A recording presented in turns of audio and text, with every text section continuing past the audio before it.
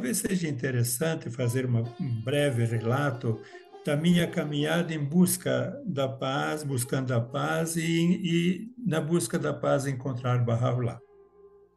Então, isso aconteceu quando estava ainda no segundo grau, estava estudando num colégio eh, para ser padre, para ser sacerdote, no fim do segundo grau.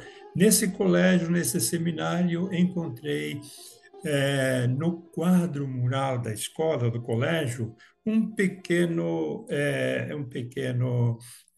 recorte de jornal, onde dizia que estava convidando as pessoas a participarem de um concurso de redação sobre a paz mundial. Olhei para aquilo e aquilo me tocou no coração, fiquei absorto naquele dizer e pensando naquilo, daquele dia em diante, a minha decisão foi dedicar minha vida em fazer algo pela paz do mundo. Então, como eu estava no seminário, a ideia que me veio era que para realizar a paz eu tinha que ser político, né? Então, decidi então partir para a política, terminei o segundo grau e fui partir para a política, né? Mas antes disso eu tive que servir o exército, não tinha servido o exército ainda, fui chamado lá e fui servir o exército. E dentro do exército tive a oportunidade de fazer a universidade, dentro do exército mesmo, numa universidade fora, particular. E aí, então, veja bem, passar 4 anos do exército pensando na paz. Nesses anos, pensava como fazer para fazer com que sejam eliminados os exércitos do mundo inteiro para que o mundo tenha paz, porque não batia muito o exército com paz. Muito bem. Aí, então, passou o tempo, é, veio a formatura e me desloquei do Rio Grande do Sul para o Paraná, onde vim começar então a carreira política, que era a ideia, o sonho, né, de através da política fazer alguma coisa buscar trabalhar pela paz. Muito bem. Eleito vereador na primeira legislatura, eleito vereador, cheguei na minha mesa numa determinada noite, na minha mesa de vereador, sobre ela estava um jornal, onde nesse jornal dizia Paz Mundial. Opa, é o assunto que tanto tempo eu vinha, né? E de repente um jornal, Paz Mundial. Peguei o jornal, li alguma coisinha, achei interessante. Depois da reunião, fui para casa, devorei o jornal e no fim do jornal tinha um telefone da pessoa que tinha enviado. Era um Bahá'í de Foz do Iguaçu, o senhor Moim Manchafa, que mandou esse jornal. E então aí começou o meu encontro com a abençoada beleza. Imagina, então, estou até emocionado só de lembrar dessa caminhada toda, nessa busca, que com certeza Bahá'u'lláh que preparou toda essa caminhada, né, para assim encontrá-lo. Aí, então, é, eu vou fechar aqui, que aconteceu um pequeno problema no meu computador. Muito bem. Aí, então, começou a caminhada e até hoje, né?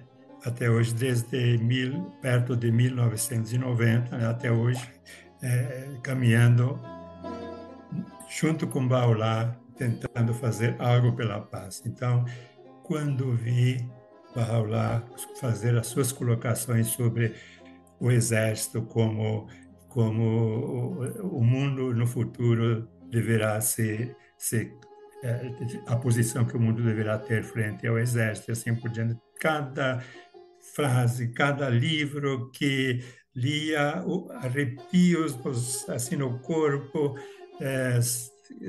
simplesmente que maravilha, que profundidade, que espiritualidade a pessoa vai absorvendo nesses conhecimentos e cada um certamente tem uma história para contar dessa caminhada junto com o Baolá. Muito bem.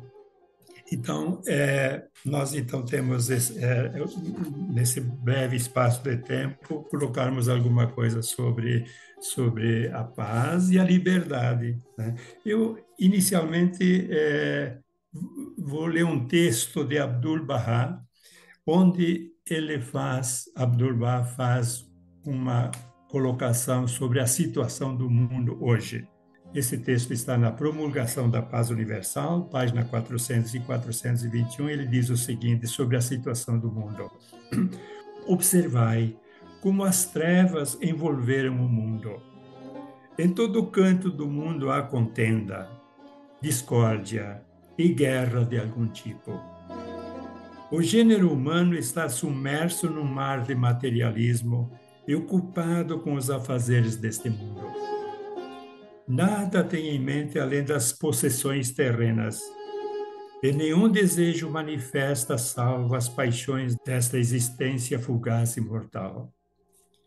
Seu maior propósito é alcançar um meio de vida material, o conforto físico e o desfrutar das coisas mundanas, o que constitui mais a felicidade do mundo animal do que a do mundo humano. Então, colocação de Abdu'l-Bahá há 150 anos, mas hoje podemos colocar esse texto em dia, como se fosse hoje, porque realmente, como diz Bahá'u'lláh, a situação do mundo vai degradar, vai piorar a cada tempo, né? Então, temos sempre que eu estava em contato com o senhor Adib em Curitiba, quando eu podia visitá-lo, tinha uma oportunidade, eu ia estar com ele e ele sempre me repetia essa colocação. O mundo tem dois mundos, o mundo que está em decadência e o mundo que está sendo construído. Então, sempre me repetia nos nossos encontros. Da palavra oculta número 8. Quer que eu leia, Idemir? Se, por favor. Ok. Ó Filho do Espírito, nenhuma paz te é destinada, a não ser que renuncies a ti mesmo e te voltes para mim. Porque deves ufanar-te de meu nome e não do teu. Em mim pôr tua confiança e não em ti próprio. Pois desejo ser amado eu só e acima de tudo que existe. Bahá'u'lláh. Meus amigos, essa palavra oculta, no início dessa palavra oculta, vejam que Bahá'u'lláh estabelece uma situação e ele diz textualmente o seguinte: nenhuma paz é destinada. Então, veja bem, não existe outra forma, nenhuma pasta destinada, e aqui ele coloca uma condição, né? Uma condição sine qua non, uma condição para que isso aconteça, a não ser que renuncies a ti mesmo e te voltes para mim. Então, esse texto fundamental para o indivíduo e para a humanidade. Nenhuma paz te é destinada a não ser que renuncies a ti mesmo e te voltes para mim. Por quê? Deves ufanar-te do meu nome e não do teu. Em mim por tua confiança e não em ti próprio, pois desejo ser amado eu só e acima de tudo que existe. No final dessa palavra oculta, nós temos aí desejo ser amado eu só e acima de tudo que existe. Aqui nos remete ao Antigo Testamento, aos 10 mandamentos, onde no primeiro mandamento diz amar a Deus sobre todas as coisas. As palavras ocultas são uma síntese de todas as revelações do passado. Então, temos aqui, então, essa palavra oculta que coloca basicamente a posição de Baolá da forma como nós teremos paz. E a condição está aí, renunciar a nós mesmos, e essa é a condição fundamental para que isso aconteça. Melhor explicando essa parte sobre essa renúncia, temos um texto de Abdu'l-Bahá que nos explica, né? Ele explica essa palavra oculta e outras que se referem à renúncia. Esse texto nós encontramos nas seleções dos escritos de Abdu'l-Bahá, páginas 187 e 188. Ele explica essa passagem da seguinte maneira: com relação à asserção, a afirmativa ou a afirmativa categórica, asserção, uma afirmativa categórica, com relação à asserção constante das palavras ocultas que o homem deve renunciar a si mesmo, o significado disso é que ele tem de renunciar a seus desejos desmedidos, a seus fins egoístas e às inclinações do ego, do seu ego humano, e deve buscar os santos sopros do Espírito, atender aos anelos de seu eu superior e imergir-se no mar do sacrifício, com o coração integralmente atraído à beleza do Todo-Glorioso. Explicação de Abdu'l-Bahá sobre a renúncia. Aqui ele fala imergir-se no mar do sacrifício. Se algum amigo no final puder fazer mais alguma colocação sobre se imergir no mar do sacrifício, seria um enriquecimento. Em princípio, acharia que seria uma comparação da mariposa e a vela. A mariposa busca a luz, o ser humano busca a luz de Bahá'u'lláh. Extraído, então, da Bíblia Sagrada, capítulo 7, versículo 7 a 11, que diz o seguinte: Pedi e dar-se-vos-á, buscai e encontrareis, batei e abrir-se-vos-á. Porque aquele que pede, recebe, e o que busca, encontra, e o que bate, abrir-se-lhe-á. E qual de entre vós é o homem que, pedindo-lhe pão a seu filho, lhe dará uma pedra? E pedindo-lhe peixe, lhe dará uma serpente? Se vós, pois, sendo maus, sabeis dar boas coisas a vossos filhos, quanto mais vosso Pai, que está no céu, dará bens aos que lhe pedirem. E do texto do Alcorão, nós temos, no Sagrado Alcorão, no capítulo 3, verso 160, nós temos o seguinte: se Deus vos secundar, se Deus vos ajudar, se Deus vos auxiliar, né? Então diz, se Deus vos secundar, ninguém poderá vencer-vos. Por outra, se ele vos esquecer, quem em vez dele vos ajudará? Textos sagrados que corroboram com esta colocação da palavra oculta, né? Nenhuma paz te é destinada, a não ser que renuncies a ti mesmo e te voltes para mim. Então, toda busca é em direção ao Criador, em direção ao mundo espiritual. Então, essas colocações aqui rapidamente sobre a paz, sucintamente colocando, e passando agora, então, para a outra palavra, liberdade, que também, então, está dentro desse contexto, a paz e a liberdade, sob a égide de Bahá'u'lláh. né? Numa noite, me acordei de madrugada e sonhando sobre o título da palestra. Então, acredito que foi influência do alto. E aí então levantei rapidamente e anotei numa folha o título que está hoje aqui, né? A paz e a liberdade sob a égide de Bahá'u'lláh. A palavra égide não estava no contexto, então achei colocar então a égide aqui porque foi no sonho que esse título apareceu. É, vamos então agora para a segunda colocação, a liberdade. Isso nós vamos encontrar num texto do Kitab Yaqtas, o livro sacratíssimo de Bahá'u'lláh, onde diz o seguinte, no capítulo 125, no verso 125, diz: a verdadeira liberdade consiste na submissão do homem aos meus mandamentos.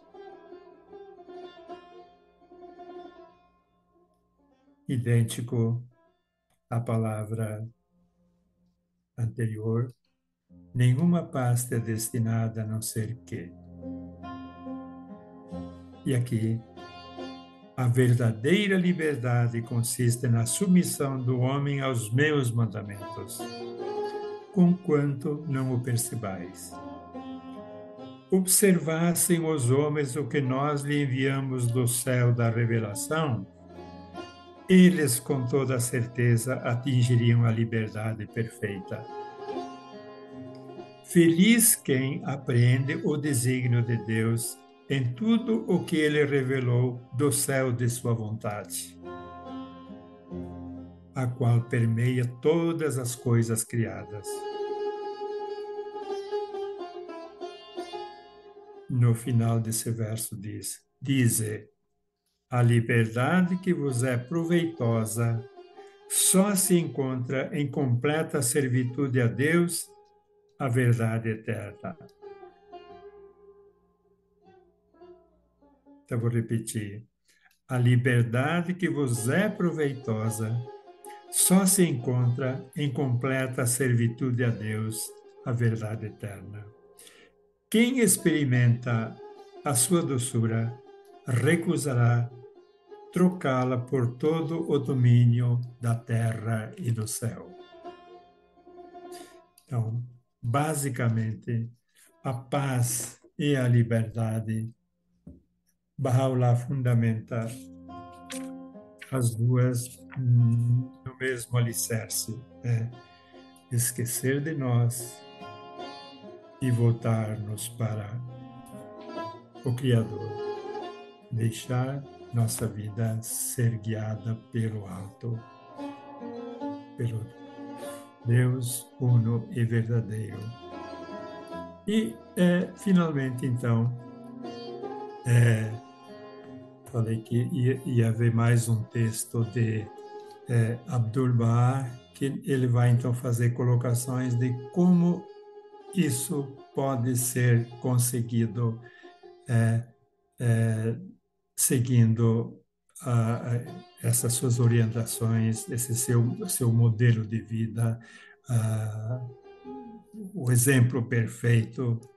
Então, vejamos o que nos diz Abdu'l-Bahá no livro A Luz do Mundo. A Luz do Mundo, na página 114 e 115, ele nos faz algumas colocações que nos orienta a segui-lo, então. Diz ele, então, num dos parágrafos desse livro: o maior anseio e o maior desejo deste servo sempre foi que possamos todos nos reunir à sombra protetora do Verbo da unicidade, inteiramente esquecido de toda a vã imaginação, para que nada busquemos senão seu semblante. Nada almejemos a não ser sua morada, e comungamos com ele somente. Possamos nós, deveras, oferecer a vida inteiramente à sua causa, render-nos em seu caminho e nos esforçar para difundir por toda a parte os doces aromas do amado.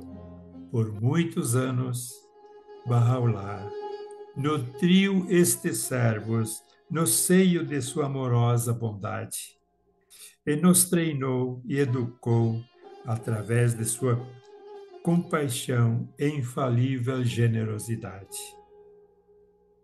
bem como um professor terno e amoroso. Ele nos ensinou, seus filhos, os requisitos de cortesia. Ele nos instruiu na escola de Deus. Vou repetir, ele nos instruiu na escola de Deus.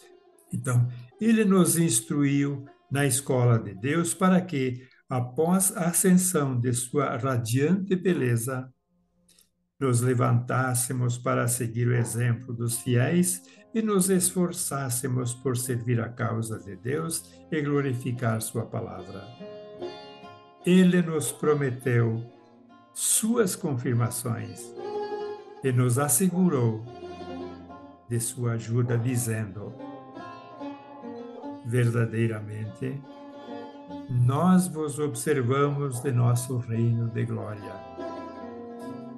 e ajudaremos todo aquele que se levantar para o triunfo de nossa causa, com as hostes da Assembleia do Alto e uma legião de nossos anjos prediletos. Salve a paz, salve a liberdade, sob a égide de Bahá'u'lláh. Espero que tenha alegrado os corações dos amigos e que esse nosso encontro, de alguma forma, tenha servido para nos elevar espiritualmente. Nós aqui agradecemos aí, querido Edevir. Quisera eu poder estar aí para lhe dar um abraço pessoalmente, né, para agradecer. Mas, enfim, realmente muito gratos pela preparação, pela apresentação e pelo compartilhamento. Na verdade, acho que, no fundo, a gente sabe, né, que cada uma dessas palavras ocultas, a gente poderia fazer sessões aí o ano inteiro, talvez décadas aí, estudando a mesma palavra oculta e a gente nunca esgotaria, né, os significados de cada uma dessas palavras ocultas. Tamanho é o mistério, né, e os significados que estão atrás de cada uma dessas palavras ocultas. É maravilhoso. Mas a oportunidade, assim, de estudar e da gente se focar mesmo numa dessas palavras ocultas é precioso, né? É maravilhoso. Queridos amigos, querido Edevir, obrigado. Muito boa exposição, gratidão. Nick também sempre aí firme, forte, né? Constante nessas apresentações maravilhosas. E como o Edevir falou, algo que como uma escola de educação divina, né? Que bom. Então, oi, Edevir, eu gostaria, pode ser os amigos também, já que a gente está, né, em consulta espiritual, mas eu gostaria de ouvir mais sobre, por exemplo, você falou sobre as formas, né, como servir a Deus, como volver a nossa face para a parte divina, o eu superior, a abnegação, o deixar a si próprio, né, os próprios interesses, enfim, dedicar a vida àquilo que é a vontade de Deus. Sim, foi muito ótimo. Gostaria que alguém ou você falasse mais sobre o estado de constância nesse estado de desligamento de si mesmo e dedicação à causa de Deus, né? O que fazer para manter esse estado? Manter esse estado no mundo só existiu uma pessoa e permanecer constante nesse estado, que é o exemplo perfeito de vida, que é Abdu'l-Bahá. Então, Então, Abdul-Baha é o exemplo perfeito de constante, em todos os instantes, ele, então, é o exemplo de permanência, de constância, e é o nosso exemplo que nós temos que seguir. Nós todos somos imperfeitos, e realmente, quando nós estamos aqui num momento de constância, mas no momento seguinte já resvalamos e já estamos com dificuldade. Então, mas vale a intenção da busca, acredito no meu íntimo, que vale a intenção de permanecer constante na busca de estar sempre assim, desejando que seja feita a vontade de Deus em nossa vida e não a nossa vontade. Mas nós somos imperfeitos e por mais que nos esforcemos, sempre vai ter momentos que o nosso ego tenta nos puxar para baixo e temos que dominá-lo. Então, nosso ego é terrível. Alguém falou, é mais fácil juntar um punhado de soldados e conquistar o mundo do que dominar o ego. Então, veja que o ego é terrível. Mas felizes de nós que estamos caminhando com Bahá'u'lláh e podemos dizer que estamos no paraíso aqui na Terra. Que bom sentirmos isso, de estarmos no paraíso aqui na Terra, porque estamos comungando com a abençoada beleza, tentando de todas as formas seguir o seu caminho, a sua senda. Então, não sei se essa colocação ajudou em alguma coisa, mas foi o que eu senti no momento. Sim, obrigado, Edever. Inclusive, quando você falava, é muito interessante essa citação. Um punhado de soldados, mais fácil conquistar o mundo do que, né, dominar o ego. E aí, mas não sei também se por isso a gente, às vezes, percepções que a gente não entende muito bem, né? Como você teve, eu estou tendo aqui,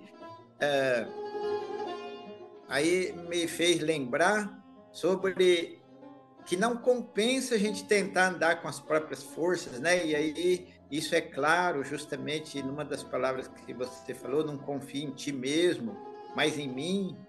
Então, a gente às vezes pensa que está tendo percepção da gente mesmo, mas na verdade não é.